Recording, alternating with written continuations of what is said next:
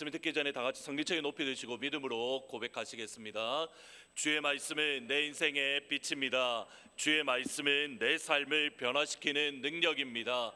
주의 말씀은 내 마음의 문을 엽니다. 듣고 깨닫고 말씀대로 살기 원합니다. 아멘. 여러분은 성경 인물 중에 가장 성공한 사람을 선택하라고 한다면 누구를 선택하시겠습니까? 개인적으로 저는 두 명을 이야기할 것 같습니다. 요셉과 다니엘입니다. 요셉과 다니엘 두 사람의 공통점은 그들의 고향인, 그들의 모국인 가나안이 아니라 타지, 다른 나라에서 밑바닥에서부터 시작해서 성공한 사람들입니다. 고국 한국을 떠나서 미국 땅에서 살고 있는 저희들은 요셉과 또는 다니엘의 상황과 형편을 조금 더 쉽게 이해할 수 있을 것 같습니다. 그런데 가만히 되돌아보면 요셉이나 또는 다니엘은 저희들보다 시작이 더 좋지 않았습니다. 요셉을 예로 들면 요셉은 애굽에 도착했을 때에 그 신분이 노예였고 종이었습니다. 형들에게 팔려서 애굽으로 억지로 끌려간, 그가 원해서 애굽으로 간 것이 아니라 노예로서 형들에게 팔려서 애굽으로 내려간 노예입니다. 애굽에 갓 도착했을 때에 애굽의 언어, 이집트 말도 몰랐습니다.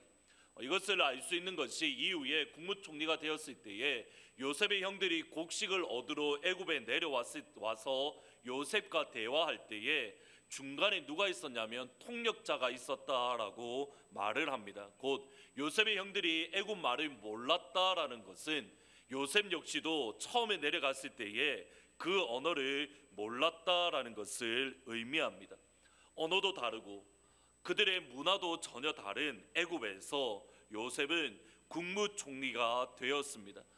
그 성경의 표현을 빌리면 왕이라는 왕을 제외하고는 가장 높은 지위에 올랐던 사람이 다름 아닌 요셉입니다.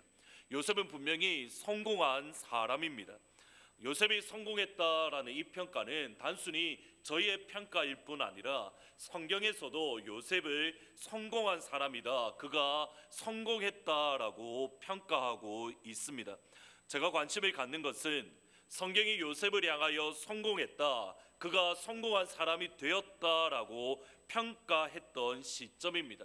먼저 창세기 39장 2절에 보시면 여호와께서 요셉과 함께 하심에 그가 형통한 사람이 되어, 여기서 형통한 자가 되다 또는 형통하게 하심이라는 이 말은 성공하다라는 뜻입니다. 그래서 영어 성경을 보시면 He became a successful man, 그가 성공한 사람이 되었다. He prospered, 그가 번창했다, 그가 번영했다라고 번역을 합니다.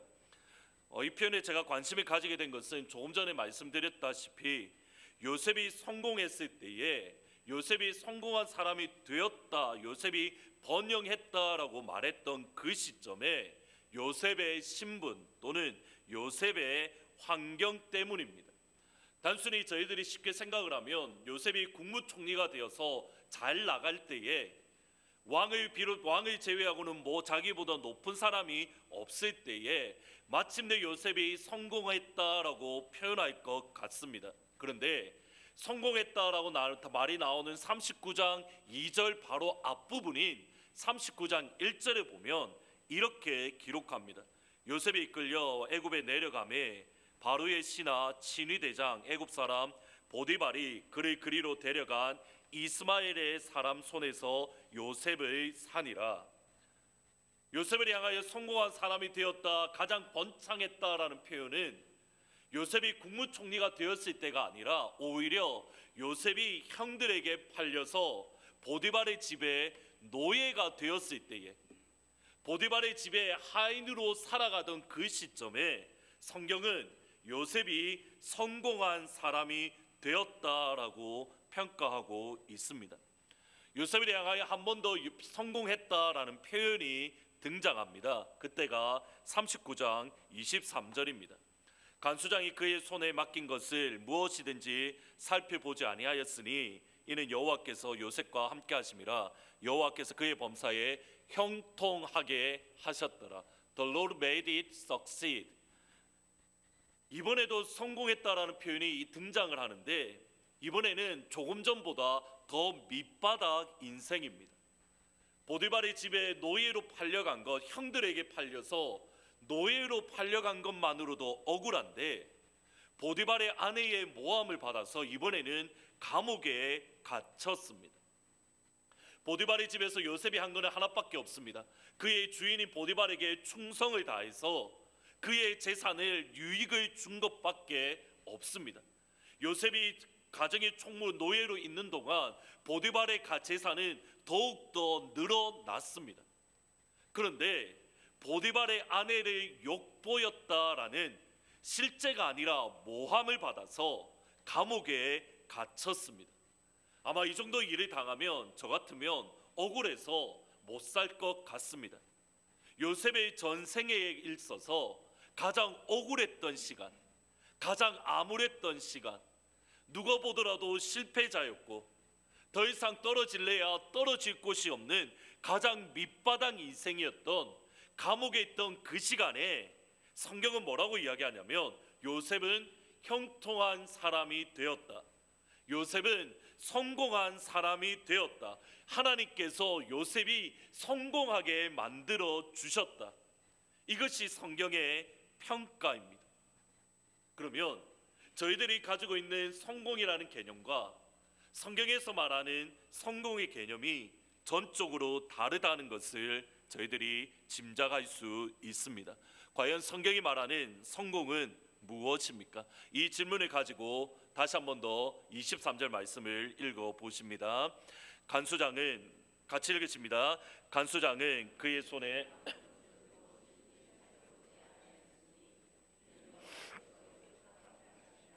여호와께서 그의 범사에 형통하게 하셨더라. 하나님께서 요셉과 함께 하심이라. 하나님께서 요셉의 범사에 성공하게 하셨더라. 성경이 말씀하는 성공의 핵심은 요셉의 상황, 요셉의 형편이 아니라 하나님 아버지께 달려 있습니다. 요셉이 얼마나 억울한 일을 많이 당했는가, 그가 감옥에 갇혀 있는가, 그의 신분이 노예인가, 그가 가난한가, 그가 어떤 상황 가운데에 놓여져 있는가, 여기에 관심이 없습니다. 심지어 요셉이 국무총리가 되었는가, 여기에도 관심이 없습니다. 성경의 관심은 딱 하나밖에 없습니다. 하나님께서 요셉과 함께 하시고 계신가, 하나님께서 요셉과 동행하고 계신가, 이것이 성공의 기준입니다. 하나님께서 요셉과 함께 하시면 요셉은 성공한 사람입니다. 하나님께서 요셉과 함께 하지 아니하시면 요셉은 실패한 사람입니다. 요셉이 아무리 많은 재물을 가지고 있고 높은 지위에 올랐다 하더라도 하나님과 함께 있지 아니하면 요셉은 실패한 사람입니다. 요셉이 아무리 억울한 일을 당하고 그가 가장 밑바닥의 인생을 살고 더 이상 아무랄 수 없을 상황 가운데 놓여 있다 하더라도 하나님께서 함께 하시면 요셉은 성공한 사람입니다. 요셉에 대해서 성공했다, 형통했다라는 표현은 39장 한 번, 두 번 나오지 요셉이 국무총리가 되었을 때에는 결코 등장하지 않는 표현입니다. 다시 한번 말씀드립니다. 요셉의 성공의 평가는 하나님께서 그와 함께 계시면 그가 억울한 일을 당해도, 그가 밑바닥 인생을 살아도 하나님의 평가는 단호합니다. 그가 성공한 사람이 되었다. 반면에 아무리 높은 지위에 오르고 많은 재산을 가지고 많은 것을 소유했다 하더라도 하나님께서 함께하지 아니하면 요셉의 삶의 평가는 실패한 인생이다. 이것이 성경의 평가입니다. 다윗 역시 마찬가지입니다. 만군의 여호와께서 함께 계시니 다윗이 점점 강성하여 가니라. David became greater and greater, for the Lord of the host was with him. 하나님께서 그와 함께 계셨기 때문에, 만군의 여호와께서 그와 함께 계셨기 때문에 그 결과 다윗이 점점점 강력해졌습니다. greater라고 표현되어져 있는데 다른 성경에 보면 powerful이라고 번역합니다. 다윗이 점점 더 강력해졌습니다. 다윗이 점점점 위대해졌습니다. 성경의 평가는 단호합니다. 다윗의 개인의 능력이 아닙니다. 하나님께서 그와 함께 계시니 다윗이 성공했다라고 말씀하고 있습니다. 하나님께서 함께 하신 결과 다윗의 가문이 더욱더 강력해졌습니다. 반대로 사울은 비록 권력을 가지고 있고 왕의 자리에 놓여 있었지만 많은 사람들의 부러움을 받았는지 모르지만 하나님 아버지께서 그와 함께하지 아니하시니 하나님께서 사울을 떠나시니 그의 인생은 실패한 인생입니다. 핵심은 우리가 어떤 위치에 있는가? 핵심은 우리가 돈을 많이 벌고 있는가? 우리가 건강하게 살고 있는가? 우리가 승진했는가? 우리가 학위를 받았는가? 여기에 놓여 있지 않습니다. 성공은 우리의 상황이 아닙니다. 성공은 하나님 아버지의 함께 하심입니다. 하나님 아버지께서 우리와 함께 하시면 우리는 이미 성공한 사람입니다. 하나님께서 우리와 함께 하시면 성경의 평가는, 여러분이 향한 성경의 평가는 You became a successful man. 당신은 이미 성공한 사람입니다. 하나님께서 함께 하실 때입니다. 반대로 하나님께서 함께 하지 아니하시면 이미 우리는 실패한 사람입니다. 오늘 여호수아 23장은 기억을 거슬려 올라가시면 1월 첫째 주일날 여호수아 1장으로 설교를 했습니다. 마지막 주일날 어떤 것으로 설교할까 고민하다가 여호수아 마지막으로, 첫과 마지막을 여호수아로 결론 지으면 좋겠다라는 마음이 들어서 23장, 24장을 선택을 했습니다. 여호수아는 모세라는 전무후무한 이스라엘의 위대한 지도자의 뒤를 이어 이스라엘의 리더, 지도자가 되었습니다. 성경은 모세 이후에 그와 같은 선지자가 일어나지 않았다라고 평가합니다. 대략 모세가 출애굽했을 때가 BC 한 1400년 또는 짧게 잡으면 1200년으로 잡는데 1400년, 1200년 후인 히브리서, 신약의 히브리서를 기록할 때에 히브리서를 가만히 보시면 예수님과 모세를 비교하고 있습니다. 예수님은 정확하게 하나님의 아들, 하나님이십니다. 말씀이 육신이 되어 우리 가운데 거하신 하나님의 본질입니다. 그런 예수님을 모세와 비교할 정도로 모세는 이스라엘 전 역사에 있어서 가장 위대했던 지도자입니다. 여호수아 1장에서 하나님께서 여호수아를 부르시는 장면입니다. 근데 여호수아 1장을 한번 다시 읽어보시면 가장 많이 등장하는 단어가 무엇이냐면 모세라는 단어입니다. 총 1장에만 11번 등장합니다. 여호수아는 어쩔 수 없이 그의 평생에 모세와 비교될 수밖에 없습니다. 모세가 죽은 직후에 과연 모세의 뒤를 이어서 여호수아가 이스라엘을 잘 인도할 수 있을까? 이제 가나안의 정복을 시작해야 되는데 과연 여호수아가 이스라엘을 잘 이끌어서 가나안 정복을 잘 마무리할 수 있을까? 이런 의문은 이스라엘 백성들에게도 있었고 여호수아 본인에게도 있었습니다. 그러기에 여호수아 1장을 보면 두려워하지 마라, 극히 두려워하지 마라, 강하고 담대하라, 두려워 떨지 말라. 계속적으로 하나님께서 강조하시는 이유는 여호수아의 마음이 그 정도로 두려웠기 때문입니다. 비슷한 경험이 저에게도 있었습니다. 이제 대략 한 8년 정도 전의 일입니다. 중국에서 추방당하신 선교사님 대신에 북경에 잠시 인터림 패스터로 갔습니다. 처음 가서 보니 교회가 정말 어려웠습니다. 중국에서 교회 문을 닫는 것은 사실 대단히 쉽습니다. 특별히 외국인 교회 문을 닫는 것은 정말 쉽습니다. 나름대로 종교의 자유가 있기 때문에 교회를 그냥 클로즈할 수는 없습니다. 방법이 뭐냐면 목사님을 추방을 하고 또 누구를 추방하냐면 교회의 중직자들, 그러니까 뭐 장로님이나 안수 집사님이나 권사님을 같이 추방을 시킵니다. 근데 이 사람들은 추방을 시킬 때에 오늘 와서 내일 당장 떠나게 만듭니다. 그러니까 문제는 뭐냐면 목사님은 추방당하면 다시 한국에서 목회를 하시면 되는데 일반 성도님들 같은 경우에는 뭐 20년, 30년 평생 터전을 닦아 놓았는데 가게도 있고 뭐 학원도 있고 사업도 있는데 그것을 정리할 시간을 주는 게 아니라 그냥 다음 날 바로 추방해 버립니다. 중국에서 쌓았던 모든 것들은 그냥 한순간에 국가가 가지게 되는 겁니다. 그러니까 제가 중국의 교회에 딱 도착했을 때에 어떤 일이 있냐면 이미 목사님이 추방당하고 이미 중직자 한 명을 추방을 했습니다. 몇 번을 추방을 하면 성도들이 겁이 나서 나도 추방을 당하겠구나라는 생각에 교회를 나오지 않습니다. 그래서 사실은 1000명이 넘는 한국 사람만 1000명이 넘는 북경의 교회가 있었는데 목사님을 추방을 하고 한 4-5번 추방을 하니 그 교회가 결국 문을 닫았던 일이 있습니다. 제가 중국에 갔을 때의 상황이 딱 그러했습니다. 여차하면 이제 교회를 떠나야지. 내가 이제 이 교회를 다니지 않고 다른 교회를 다녀야지. 거의 모든 성도님들이 그러한 마음을 가지고 있었습니다. 감사하게도 하나님의 은혜로 교회가 정말 빠른 시간 안에 안정이 되었습니다. 근 석 달 안에 교회가 많이 안정이 되어서 이제는 부흥하는 자리에 섰습니다.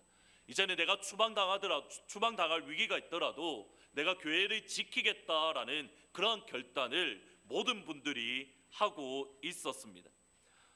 켈리 전도사님과 결혼했을 때 감사했던 게 뭐냐면 아까 조금 전에 말씀드렸던 1000명이 넘는 교회를 목사님을 계속 추방시켜서 문을 닫았다라는 그 공안, 그 중국 경찰이 저희 그 교회 북경 그 교회도 문을 닫았는데 이렇게 선교사님이 쫓아냈는데 그 사람이 꽃다발을 들고 와서 결혼 축하한다고 내가 네 결혼식에 오고 싶었는데 일이 있어서 못 왔다고 꽃다발을 받았습니다. 제가 이래봬도 중국 경찰한테 꽃다발을 받은 사람입니다. 중국 경찰이 그 정도로 인정을 하니 교회가 얼마나 안정이 되었겠습니까? 교회가 안정이 되면서 성도님들이나 또는 여러 사람들이 계속적으로 교회 담임 목사로 계속 사역해주면 어떻게 했느냐라고 부탁을 많이 하셨습니다.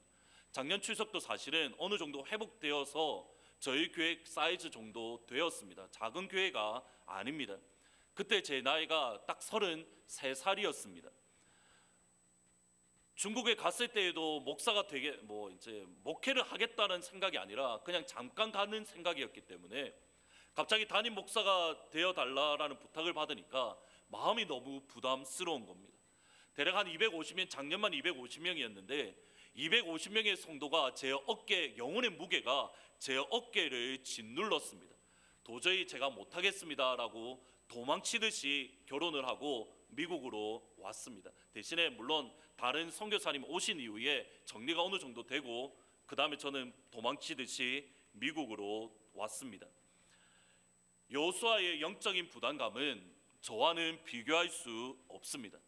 저는 250명이었지만 여호수아는 200만 명의 영혼이 그의 어깨에 눌려져 있습니다. 아무리 모세에게 40년이 넘는 시간 동안 훈련을 받았지만 여전히 두려웠습니다. 하나님께서 계속하시는 말씀이 두려워하지 말라, 극히 담대하라. 놀라지 말라, 극히 강하고 담대하라. 하나님께서는 단순히 여호수아에게 격려만 하신 것이 아니라 어떻게 하면 성공할 수 있는가 성경의 비밀도 알려주셨습니다. 같이 한번 읽어보시겠습니다. 오직 강하고 극히 담대하여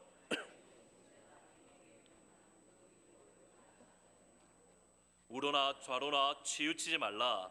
그리하면 어디로 가든지 이 율법책을 내 입에서 떠나지 말게 하며 주야로 그것을 묵상하여 그 안에 기록된 대로 다 지켜 행하라. 그리하면 내 길이 평탄하게 될 것이며 내가 형통하리라. 여기서 형통하리라라는 이 표현이 영어 성경에 보면 You may have good success 또는 You may be successful. 네가 그렇게 되면 네가 좋은 큰 성공을 가지게 될 것이다. 아마도 네가 성공하게 될 것이다. 성공이라는 단어입니다.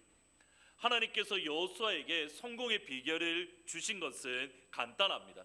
율법책을 주야로 묵상하여 그 안에 기록된 대로 다 지켜 행하면 네가 성공할 것이다. 율법책을 기준으로 좌로나 우로나 치우치지 아니하면 You may be successful. 네가 성공할 것이다. 하나님께서 여호수아에게 주셨던 성공의 비결은 하나님의 말씀을 주야로 묵상하고 그 안에 기록된 대로 모두 다 지켜 행하면 하나님의 약속이 뭐냐면 네가 성공할 것이다. 하나님의 약속이 뭐냐면 네가 성공하게 될 것이다.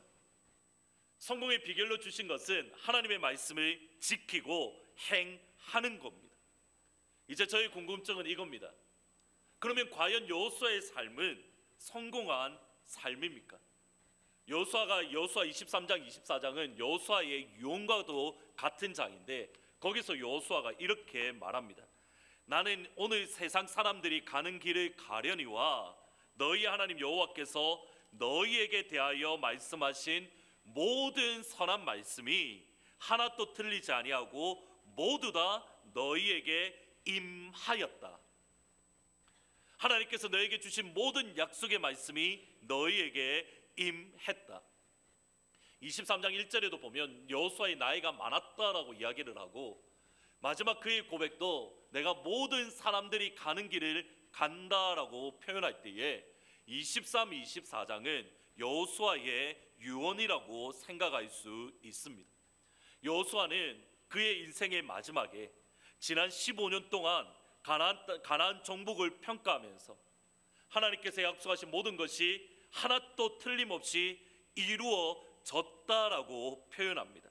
23장 3절에도 보면 그 정복 기간 동안 하나님 아버지께서 직접 그들을 위해서 싸우셨다라고 선언합니다. 하나님께서 행하셨던 수없이 많은 일들을 여호수아도 목격했을 뿐만 아니라 이스라엘 백성들도 눈으로 보았고 그들이 실제로 경험했습니다. 가나안 땅 정복이 완성되었습니다. 이 말은 여호수아가 지난 삶을 되돌아보며 하나님께서 내게 주신 모든 약속을 이루어진 것을 내가 보았을 때에 나는 성공한 삶을 살았다. 지난 15년의 삶을 되돌아보니 나는 하나님이 주시는 성공을 누리는 삶을 살았다라고 고백하고 있습니다. 여호수아 혼자만 그렇게 고백하는 게 아닙니다. 너희 모든 사람이 마음과 뜻으로 알고 있는 바라. 너희들도 모두 인정하다시피 나는 지난 15년 동안 하나님께서 주신 모든 것을 누렸던 성공한 삶이다라고 표현합니다. 여호수아가 성공했다라는 것은 그를 향한 호칭을 보면 알 수 있습니다. 여호수아 1장 1절에 보면 여호수아를 향한 호칭은 이겁니다. 모세의 수종자, Joshua the Moses servant, 모세의 종. 이것이 1장 1절의 평가입니다. 그런데 그가 죽은 직후에 24장 29절에 보면 여호수아의 호칭이 어떻게 바뀌냐면 Joshua the servant of the Lord, 여호수아 하나님 아버지의 종. 모세의 종에서 하나님의 종으로 바뀌었던 것이 여호수아의 삶입니다. 분명히 여호수아는 성공을 누렸습니다. 그러면 여기서 질문이 생깁니다. 아까 성공의 비결이 무엇이라고 말씀드렸냐면 하나님의 말씀을 주야로 묵상하여 그 안에 기록된 대로 다 지켜 행하는 거라고 말씀드렸습니다. 오늘 6절에도 보시면 동일하게 이스라엘 백성들에 향하여 이렇게 말합니다. 너희는 크게 힘써 모세의 율법책에 기록된 것을 다 지켜 행하라. 그것을 떠나 우로나 좌로나 치우치지 말라. 내가 하나님의 말씀을 지켰는데 너희들도 하나님의 말씀을 지키면 하나님께서 약속하신 것을 허락해 주실 것이다. 여호수아의 고백이 이겁니다. 여기서 의문이 생깁니다. 과연 여호수아의 인생은 성공이라고 말할 수 있습니까? 과연 여호수아는 하나님 아버지의 말씀대로 여호와의 율법을 주야로 묵상하여 그 안에 기록된 대로 모든 것을 지키지 빠지지 아니하고 지켜 행했습니까? 여호수아의 전 삶을 거쳐서 항상 하나님 앞에 나와 기도하고 말씀을 묵상하고 그 말씀대로 지켜 행했습니까? 저의 강조점은 어디에 있냐면 모두 다라는 단어에 놓여져 있습니다. 첫 시작은 가나안을 정복하기 위해서 요단강을 건널 때입니다. 요단강을 건너기 위해서 제사장이 먼저 요단강물에 들어가야 합니다. 여호수아의 명령에 언약궤를 맨 제사장들이 요단강에 들어가자 강물이 끊어져서 아담 성변 변두리까지 강물이 쌓였습니다. 성경은 뭐라고 이야기하냐면 마른 땅을 건넜다라고 표현합니다. 분명히 물이 말랐는데, 물이 멈추었는데 젖은 땅이 아니라 마른 땅을 건너갔다라고 말을 합니다. 정확하게 누구와 같냐면 이스라엘이 홍해를 건널 때와 똑같습니다. 길갈에서도 역시 마찬가지입니다. 하나님은 여호수아에게 모든 남자들이 할례를 행하라고 말을 합니다. 문제는 적군이 바로 코앞에 있습니다. 그들이 할례를 해서 어려움을 겪고 있을 때에 여리고 성 사람들이 와서 공격하면 모두 다 당할 수밖에 없습니다. 이것도 여호수아는 순종했습니다. 다음에 하나님의 명령은 말도 안 되는 명령입니다. 여리고성을 하루에 한 바퀴, 일곱째 날에 7바퀴, 총 13바퀴를 돌라고 말씀합니다. 어느 누구 하나 말을 해서는 안 되고 마지막 바퀴가 돌 때에 큰 소리를 내면 여리고성이 무너질 것이라고 명령하십니다. 이 말도 안 되는 전략 전술에, 말도 안 되는 하나님의 명령에 여호수아는 그 말씀을 묵상했고 빠지지 않고 그대로 지켜 행했습니다. 그리고 여리고성은 무너졌습니다. 그 다음은 아이성입니다. 그리고 여기서 문제가 생깁니다. 여리고성에서 얼마 떨어지지 않은 아이성을 정탐한 이스라엘 백성들이 이렇게 말을 합니다. 여호수아에게 돌아와 그에게 이르되 백성을 다 올라가게 하지 말고 2-3천명만 올라가서 아이를 치게 하소서. 그들은 소수이니 모든 백성을 그리로 보내어 수고롭게 하지 마소서. 여호수아가 이 정탐꾼들의 고백을 들었습니다. 근데 이 정탐꾼들의 고백은 몇 가지 문제가 있습니다. 첫 번째로는 이스라엘의 가나안 정복 전쟁은 어느 한 지파의 정복 전쟁이 아닙니다. 모든 이스라엘 12지파가 한 마음이 되어 함께 정복해야 될 전쟁이 다름 아닌 이스라엘의 가나안 전투입니다. 그런데 여호수아 정탐꾼이 하는 말이 이겁니다.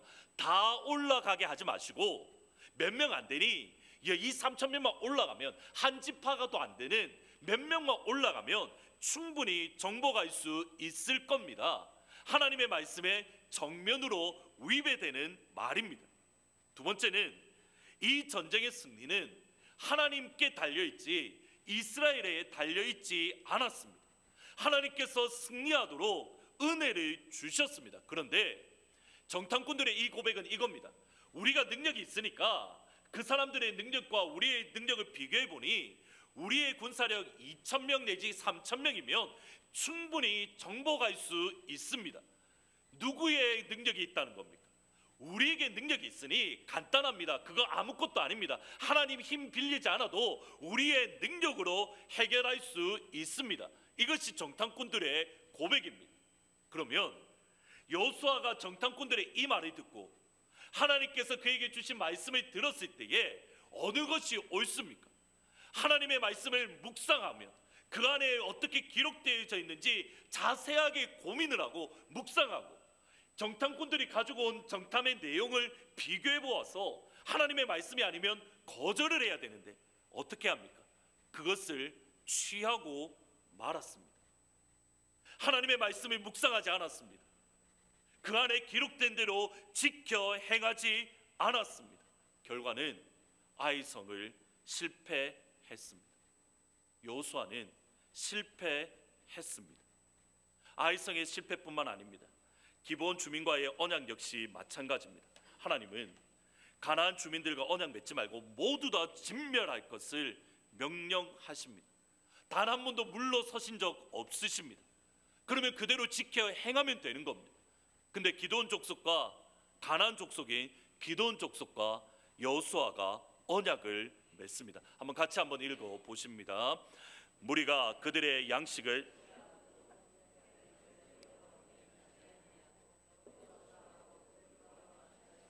그들을 살리리라는 조약을 맺고 회중 족장들이 보셔야 됩니다. 뭐라고 표현합니까? 무리가 그들의 양식을 취하고도 그 다음 표현이 중요합니다. 어떻게 할지를 하나님께 묻지 아니하고, 하나님께 질문하지 아니하고, 이스라엘 백성들이 기본 족속과 언약을 맺을 때에 그들은 하나님 앞에 기도하지 않았습니다. 하나님의 말씀을 묵상하지도 않았습니다. 당연히 하나님의 말씀을 지키지 않았습니다. 그가 원하는 대로, 그의 보기에 좋은 대로 행했습니다. 여호수아는 분명히 실패했습니다. 여호수아의 전체 삶을 되돌아보면 성공만 있었던 것은 아닙니다. 엄밀한 잣대에서 보면 여호수아는 성공보다 실패가 더 많았습니다. 하나님의 말씀을 묵상하지 않았고 그 안에 기록된 대로 모두 지켜 행하지 않았습니다. 하나님 앞에 기도하지 아니하고 마음대로 결정한 적도 많이 있습니다. 그럼에도 하나님의 평가와 이스라엘의 평가와 여호수아의 자기 삶을 향한 평가는 나는 성공한 사람이다, 나는 성공한 인생을 살았다라고 평가합니다. 하나님께서도 그의 성공을 인정하십니다. 무엇 때문입니까? 지금은 어떻게 표시되는지 잘 모르겠는데 제가 어렸을 때에 이렇게 성적표, 초등학교 때 성적표가 어떻게 나오냐면 수미양가 이렇게 성적이 나왔습니다. 일반적으로 90점이 넘으면 수, 80점이 넘으면 우, 이런 식으로 성적이 평가되었습니다. 근데 설교를 준비하다가 갑자기 왜 수미양가로 이렇게 평가를 했을까라는 궁금증이 생겼습니다.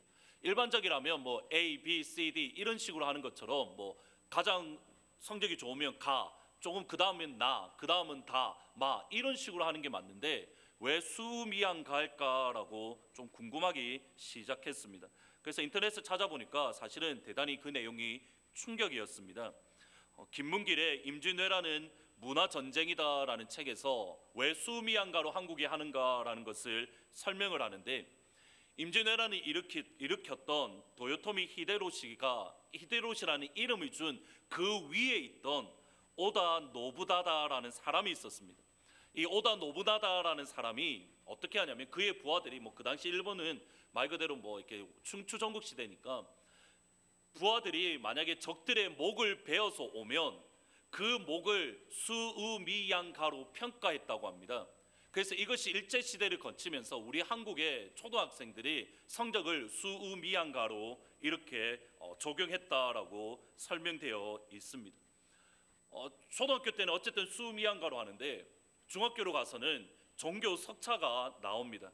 500명 중에 1등이면 1등, 500명 중에 1등, 500명 중에 2등 이런 식으로 종교 석차가 나옵니다.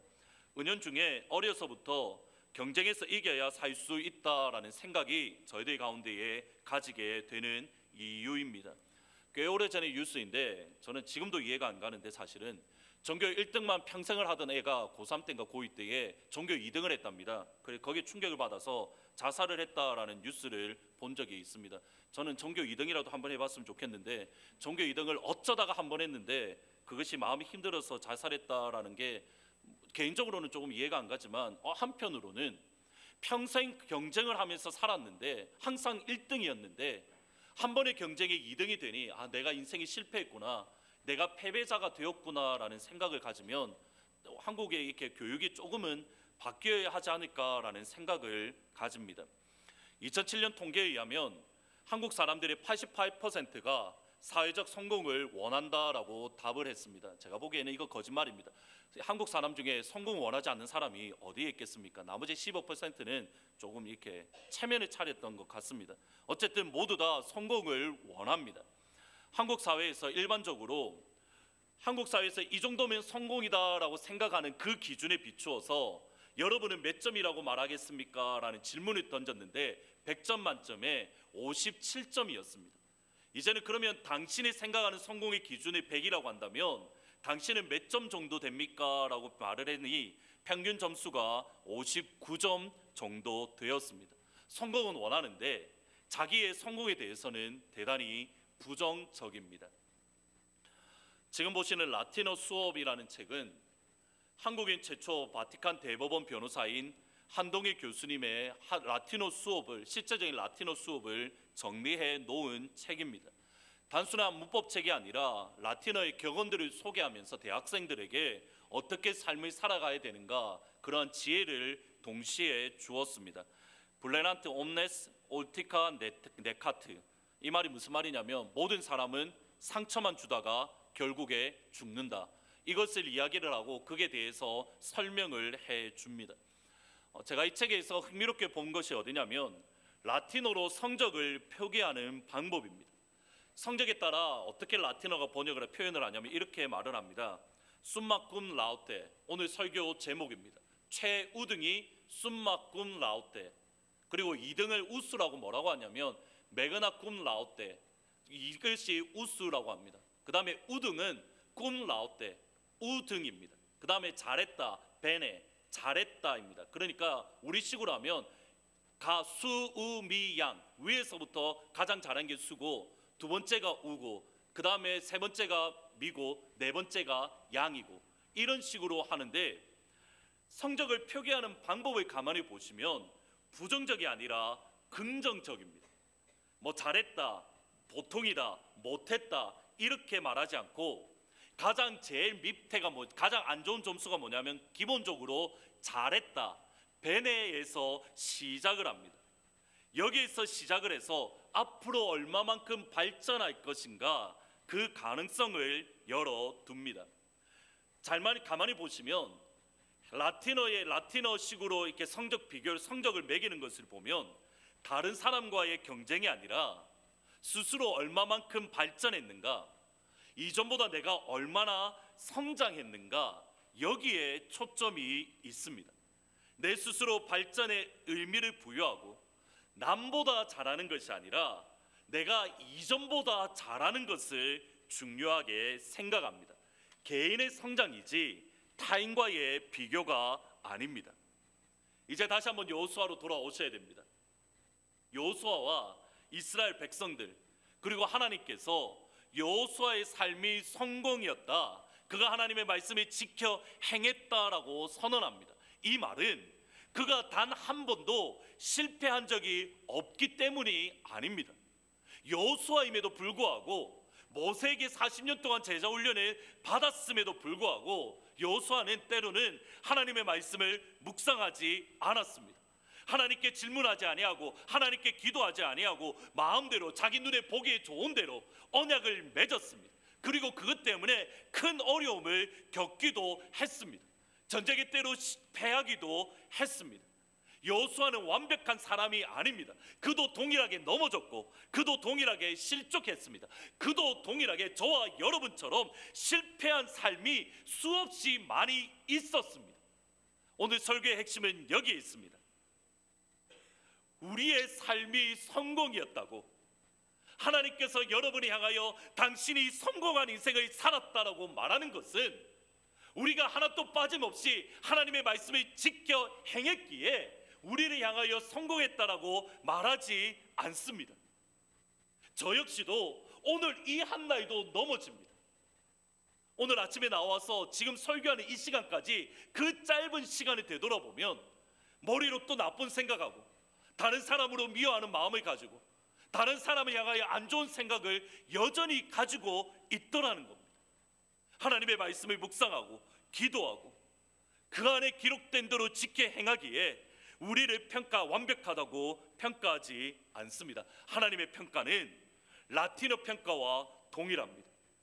오늘 우리가 하나님의 말씀을 조금 더 어제보다 많이 묵상하면 하나님은 여러분을 향할 평가가 이렇습니다. 당신은 성공한 사람입니다.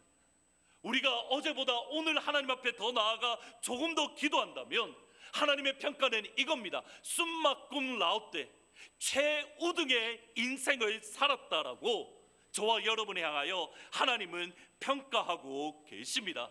그러기에 2017년 여러분의 삶은 하나님의 평가는 이겁니다. 숨막꿈 라우떼, 여러분은 성공한 인생을 살았습니다. 2017년 한 해 여러분의 삶은 성공한 삶입니다. 싫으십니까? 왜 아무도 아멘을 안 하십니까? 2017년 여러분의 삶은 하나님의 평가는 성공한 사람입니다. 2017년 여러분이 향한 하나님의 평가는 숨막꿈 라오떼 최우등의 삶을 사는 줄 믿습니다. 그러기에 2017년 우리 하트포드 제2장로교회는 성공한 교회입니다. 숨막꿈 라오떼의 교회입니다. 더 중요한 것 여기에 있습니다.